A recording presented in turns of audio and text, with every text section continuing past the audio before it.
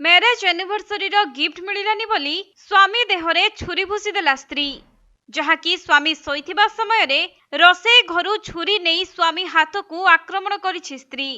तेबे आहत होइथिबा 37 वर्षीय स्वामी एक घरोई कंपनी रे कर्मचारी भावे कार्य करंती।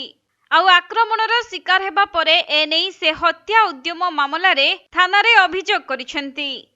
तेबे ही घटना बेंगालुर अंचल रे घटिथिबा बेले बेलांडूर पुलिस स्टेशन रे एनेई मामला रुजु होईछि। मिलिथिबा सूचना अनुसार गत फेब्रुआरी 27 तारिख राति रे से सोइथिबा समय रे तांको स्त्री रोषेई घरु छुरी आनी तांको हाथ को भूसी देइथिले। तेणु एही घटना को नै हत्या उद्यम मामला रुजु होईछि। तेबे तांको स्वामींको कहिबा अनुसार स्त्रीर एपरि आक्रमण रे से आश्चर्य होई घर भितरे तांको स्त्री को ठेली बाहर को पळै आसीथिले।